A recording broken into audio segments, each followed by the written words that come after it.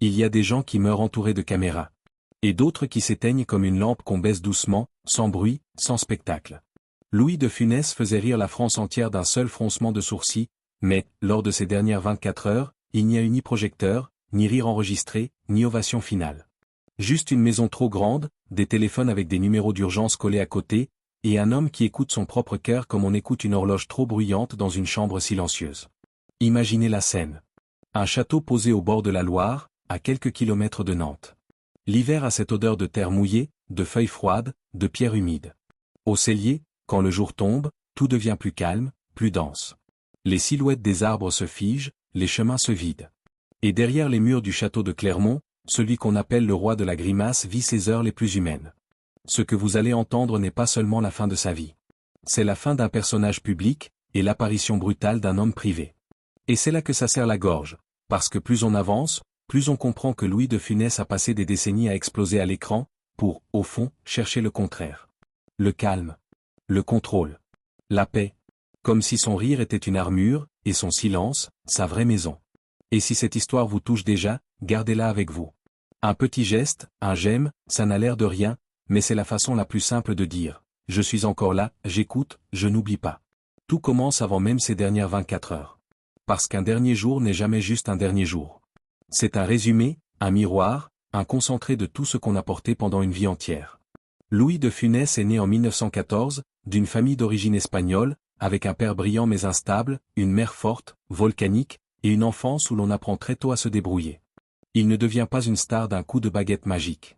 Il galère, longtemps. Il joue du piano dans les bars, il apprend à capter les gens. Il observe. Il imite.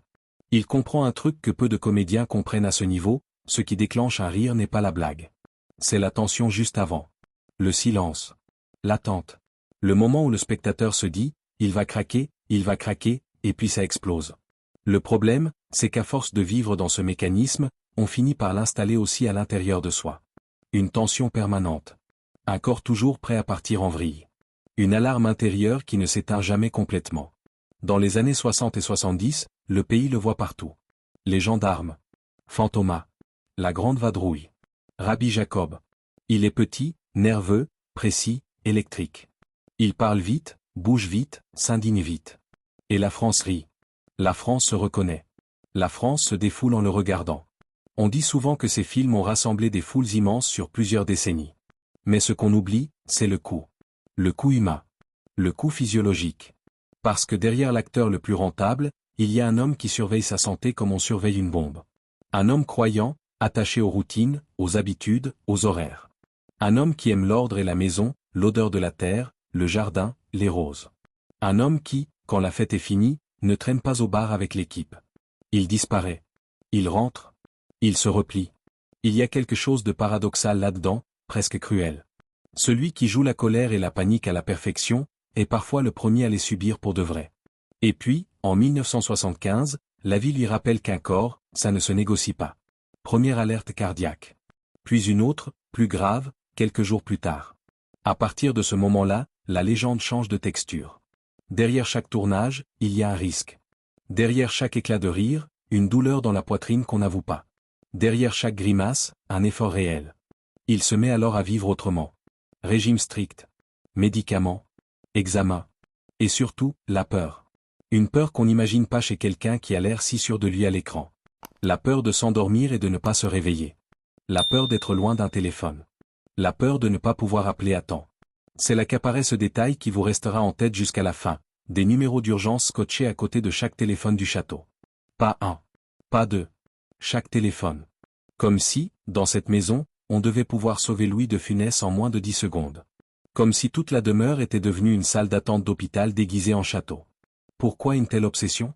Parce qu'il savait. Parce qu'il avait déjà frôlé le pire. Et parce qu'il sentait, au fond de lui, que la prochaine fois, il n'y aurait peut-être pas de seconde chance. Pendant des années, il continue malgré tout. Il revient au cinéma. Il adapte son énergie, il se retient, il économise son corps.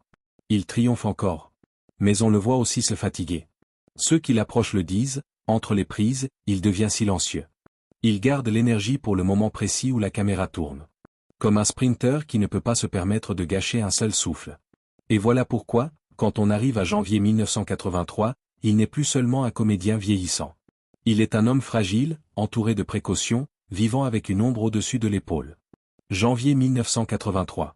Après les fêtes, la famille part quelques jours à la montagne. Aux Arcs. L'altitude, le froid, l'effort, tout ce qu'un cœur fragile n'aime pas. Et pourtant, il y va. Parce qu'il y a une petite fille. Parce qu'il veut être là. Parce qu'il est grand-père, et que ce rôle-là, il ne veut pas le rater. On l'imagine mal, Louis de Funès, sur une station de ski. Et pourtant, il ne skie pas vraiment. Il marche. Il regarde. Il suit la petite. Il fait attention à tout. Il s'inquiète. Il protège. Il a cette vigilance presque excessive qui dit beaucoup de lui, le rire, oui. Mais le contrôle, toujours. Sauf que le corps, lui, n'a pas de nostalgie. Il n'a pas de sentiment. Le corps prend le froid, l'altitude, la fatigue, et il encaisse. Jusqu'au moment où il n'encaisse plus. Il revient au château de Clermont fatigué, grippé, diminué. Les jours passent, et au lieu de remonter, il descend. Il reste au lit. Il sort moins. Il parle moins. Il écoute la maison. Il regarde par la fenêtre. Il ne taille presque plus ses roses. Et là, on arrive à ces dernières 24 heures. La veille, le château est calme. C'est un calme de campagne en hiver, un calme qui fait du bruit. Les pas résonnent. Les portes grincent. La vaisselle sonne plus fort que d'habitude. L'air semble plus froid dans les couloirs. Et lui est là, dans ce silence, à essayer de respirer sans y penser. Jeanne est près de lui. Jeanne, son épouse, la femme de l'ombre. Des décennies à le soutenir, à gérer, à protéger l'image. Elle le connaît par cœur. Elle sait lire ses traits. Elle sait quand il fait semblant. Elle sait quand il souffre. Elle sait quand il s'inquiète. Ce que les gens ne comprennent pas toujours, c'est que vivre avec quelqu'un comme de Funès, ce n'est pas vivre avec un clown. C'est vivre avec un perfectionniste. Un homme exigeant. Un homme qui peut être tendre, mais qui peut aussi être dur, nerveux, insatisfait. Et quand la maladie s'installe, ce tempérament peut devenir un piège. Parce que l'inquiétude se transforme en irritabilité, et l'irritabilité devient une façon de ne pas avouer qu'on a peur. Cette nuit-là, il y a peut-être eu des mots simples. Des phrases qui ne sonnent pas comme au cinéma. Pas de grandes déclarations. Juste des choses qu'on dit quand on ne veut pas trop insister. Tu veux un verre d'eau? Tu as pris ton médicament? Tu veux que j'ouvre la fenêtre? Tu veux dormir? Et lui, sans doute, répond en minimisant. Comme tant d'hommes de sa génération. Ça va. Ce n'est rien. Laisse. On verra demain. Demain.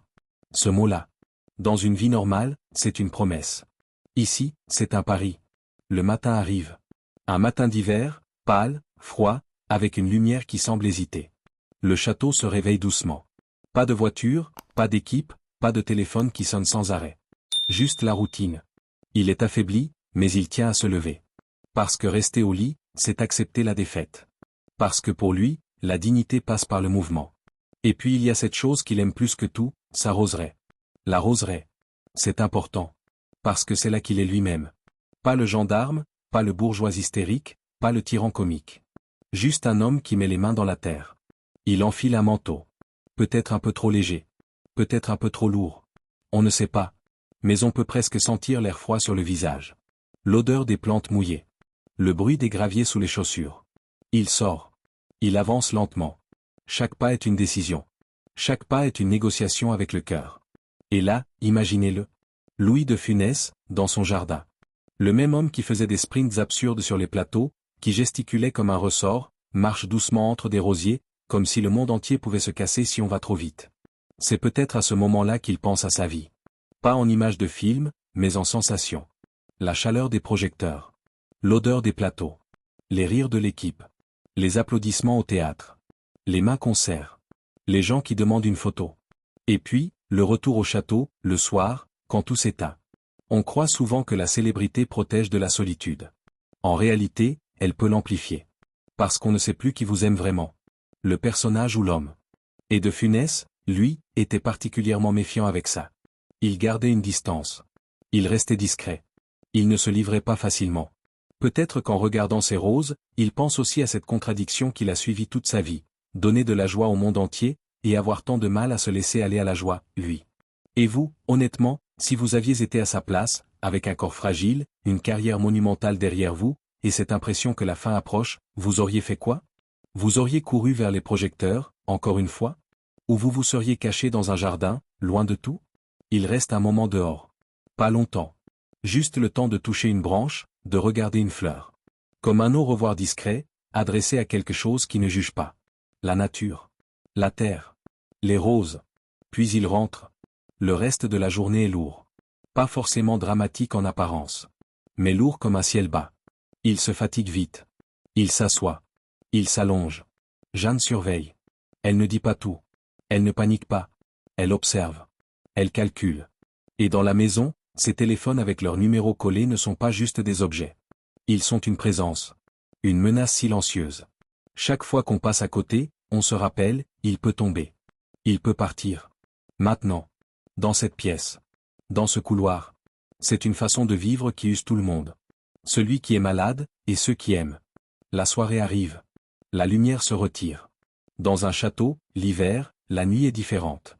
Elle envahit. Elle s'étale. Elle fait craquer le bois. Elle fait gémir la pierre. Il se couche tôt. Il est très fatigué. Peut-être qu'il dit qu'il est juste épuisé par la grippe. Peut-être qu'il dit qu'il a froid. Peut-être qu'il n'a même pas envie de parler. Mais le corps, lui, prépare autre chose. La douleur arrive. Une douleur qui ne ressemble pas à une simple fatigue. Une douleur qui serre. Qui écrase. Qui coupe le souffle. Le genre de douleur qui fait paniquer même les plus courageux. Et lui, il la connaît. Il l'a déjà connue. Il sait ce que ça veut dire. C'est là que la scène bascule, sans musique, sans ralenti, sans mise en scène. Jeanne est là. Elle voit. Elle comprend. Elle n'a pas besoin d'un diagnostic. Elle a vécu ça. Elle a déjà eu peur de le perdre. Elle attrape un téléphone. Les numéros collés sont là, juste à côté. On imagine ses doigts. La vitesse. L'urgence. Les secours arrivent. Une ambulance, dans un village calme. Les gyrophares dans la nuit. Le froid qui mord. Les portes qui claquent. On l'emmène. On le transporte au centre hospitalier universitaire de Nantes. Dans l'ambulance, il y a peut-être un instant où il ferme les yeux. Peut-être qu'il essaie de respirer. Peut-être qu'il pense à quelque chose de très simple. Une rose. Un rire. La voix d'un enfant. Le visage de Jeanne. C'est étrange, mais c'est souvent comme ça, à la fin, ce ne sont pas les trophées qui reviennent. Ce sont les détails. Un regard. Une odeur. Une main. Et puis, il meurt.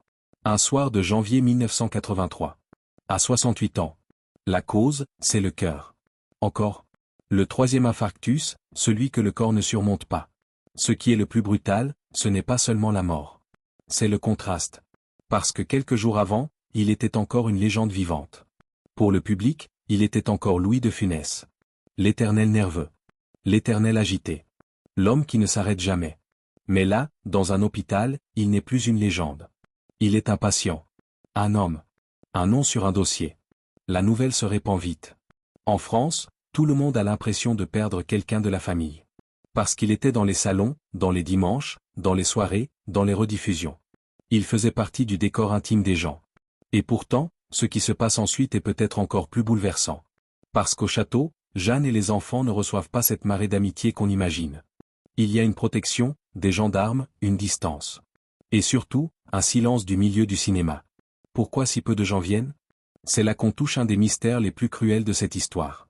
Louis de Funès a été adoré par le public, mais il n'a pas toujours été aimé par l'élite. Trop populaire. Trop rentable. Trop grand public. Et lui, de son côté, ne cherchait pas non plus à plaire à tout le monde. Il était discret, méfiant, parfois cassant. Il n'aimait pas les mondanités. Il ne cultivait pas les réseaux comme d'autres. Résultat, au moment où il part, l'amour massif vient du peuple, mais le cercle professionnel est plus maigre. Et ça, c'est une douleur silencieuse. Parce que toute une vie, vous donnez. Vous tournez. Vous faites rire. Vous portez des films sur vos épaules. Et le jour où vous disparaissez, ceux qui vivent de ce milieu ne sont pas tous là. Alors oui, il y a des exceptions. Quelques compagnons de route. Quelques amis. Mais pas cette foule de célébrités qu'on attendrait. Les obsèques ont lieu au Cellier, dans l'église Saint-Martin. Là, c'est l'inverse, la foule est immense. Des milliers de personnes. Des gens du village, des anonymes, des familles, des admirateurs. Ils viennent parce qu'ils ont l'impression de devoir quelque chose. Comme un dernier merci. Imaginez l'église bondée. Les gens dehors, dans le froid, qui n'entrent même pas, mais qui restent. Parce que ce n'est pas un spectacle. C'est un hommage. Et parce qu'à cet endroit-là, dans ce petit village, l'acteur n'était pas seulement une star. Il était un voisin. Un homme qui saluait. Un homme qui achetait des choses au coin. Un homme qui parlait peu, mais qui était là. Et ce contraste est presque insupportable. D'un côté, l'homme qui a rempli des salles de cinéma pendant des décennies. De l'autre, un cercueil entouré de silence, dans un village, avec surtout des anonymes. C'est peut-être là que la vie nous envoie une leçon brutale. Le public, lui, ne triche pas. Les gens viennent quand ils aiment. Le reste, parfois, ça s'évapore. Si vous ressentez ça, si vous sentez cette injustice douce amère, dites-le en commentaire. Pas pour faire du bruit, pour laisser une trace. Quel film vous a le plus marqué? Celui qui vous fait encore rire, même quand vous le connaissez par cœur? Parce que c'est ça, la vraie mémoire, un souvenir partagé. Mais il y a encore un autre mystère. Plus intime. Plus dérangeant. Au début des années 80, une rumeur existe. Une relation discrète avec une animatrice de radio, une femme connue pour écouter les confidences nocturnes. Une présence qui aurait compté pour lui, comme une respiration, une complicité. Certains proches en parlent, d'autres se taisent. Jeanne, elle, ne répond pas publiquement. Elle protège. Elle garde la dignité. Et là, on tombe sur une image presque cinématographique, mais qui, justement, n'a rien de drôle. Sur un tournage, on aurait organisé une proximité, des précautions, des subterfuges, pour éviter des scènes humiliantes. Une tension triangulaire. Une gêne. Une surveillance. Pourquoi c'est important? Parce que ça raconte une autre dualité. Louis de Funès, le moraliste à l'écran, l'homme croyant dans la vie, l'époux fidèle en apparence, et en même temps, un homme avec des besoins, des failles, des contradictions.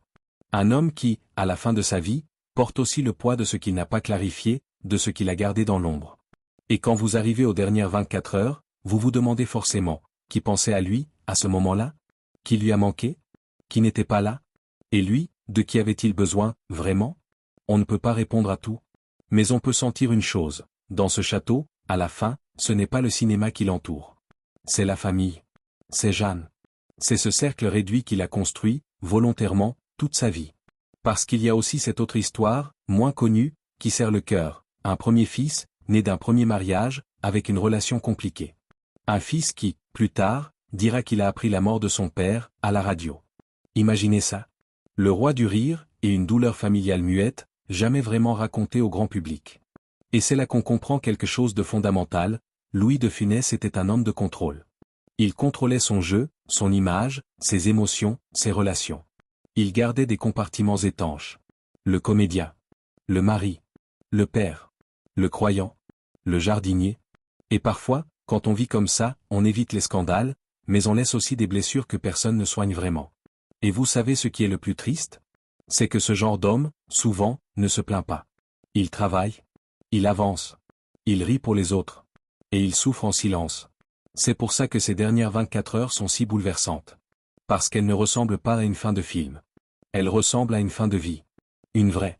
Avec de la fatigue, de la peur, du froid, des médicaments, des gestes ordinaires, et ce téléphone, toujours, avec ses numéros d'urgence. Alors, revenons à lui, une dernière fois, dans cette maison. Si vous pouviez remonter le temps et entrer au château de Clermont cette veille de janvier 1983, vous ne verriez pas le gendarme Cruchot. Vous ne verriez pas l'homme qui hurle et gesticule. Vous verriez un homme plus petit, plus fragile, emmitouflé, qui marche lentement. Un homme qui évite l'effort. Un homme qui écoute sa respiration. Un homme qui cherche la chaleur. Vous entendriez peut-être la voix de Jeanne dans une autre pièce. Vous sentiriez l'odeur d'une soupe, d'un bouillon. Vous entendriez une horloge. Peut-être le vent dehors. Et c'est là que ça fait pleurer, parce que cet homme-là, des millions de gens auraient voulu lui dire merci. Mais il ne pouvait pas. Il ne pouvait que le faire plus tard, devant leur télévision, en riant d'un film pour la 100e fois, avec un petit pincement au cœur. Et c'est ce qu'on fait tous, au fond. On repousse la gratitude. On croit que les légendes sont immortelles. On se dit, on leur dira un jour. On leur rendra hommage plus tard. Et puis un jour, il n'y a plus de plus tard. Si vous aimez ce type d'histoire, si vous voulez qu'on continue à raconter les étoiles d'hier avec respect, nuance et émotion, abonnez-vous. Pas par automatisme. Juste pour qu'on n'oublie pas.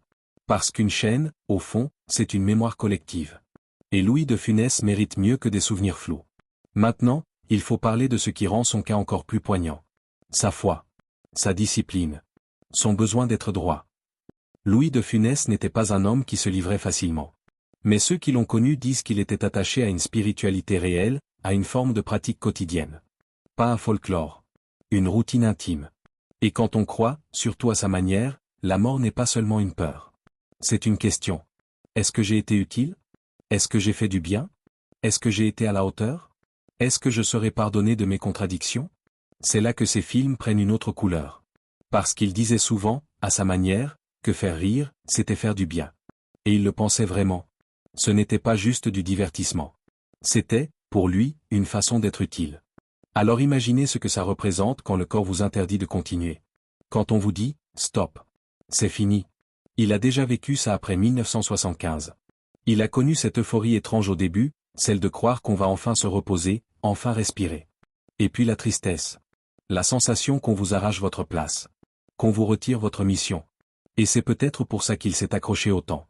Parce que derrière le clown, il y avait un homme qui voulait mériter sa vie. Ce qui rend les dernières 24 heures encore plus fortes, c'est qu'elles contiennent tout. La fragilité. L'amour familial. L'absence du milieu. La gratitude du peuple. La peur du corps. Le silence du château. Le jardin. Les roses.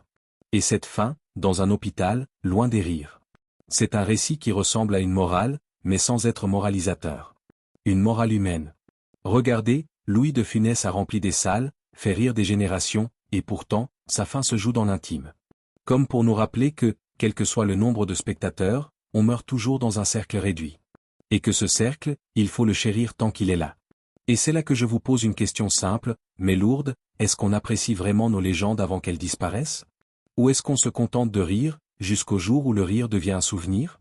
Peut-être que vous pensez à vos parents. À vos grands-parents. À quelqu'un qui a fait partie de votre enfance. Peut-être que cette histoire vous ramène à une perte. Si c'est le cas, prenez une seconde. Respirez. Et dites-vous que le fait d'écouter, là, maintenant, c'est déjà une forme d'hommage. Après sa mort, sa tombe au cellier reste volontairement simple. Pas un monument grandiloquent.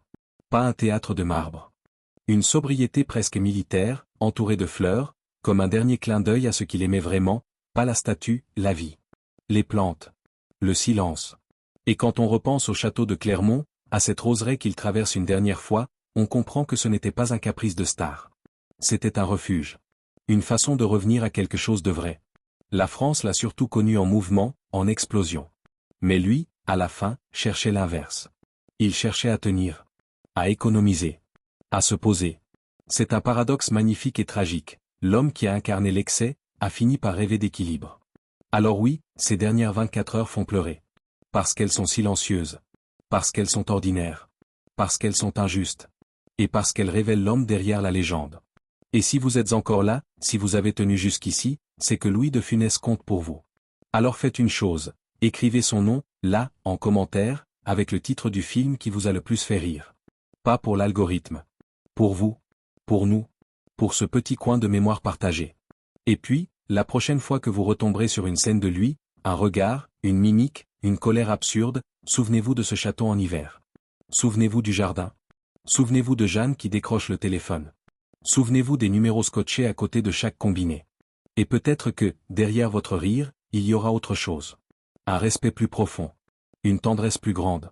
Parce qu'au fond, c'est ça, l'héritage de Louis de Funès, il a raccourci la distance entre les gens avec un rire, et, à la fin, il nous a rappelé que le silence aussi peut parler très fort. Si cette histoire vous a remué, abonnez-vous. On continue, ensemble, à raconter ces vies-là avec la place qu'elles méritent. Et surtout, ne gardez pas vos merci pour plus tard. Dites-les tant qu'il est temps.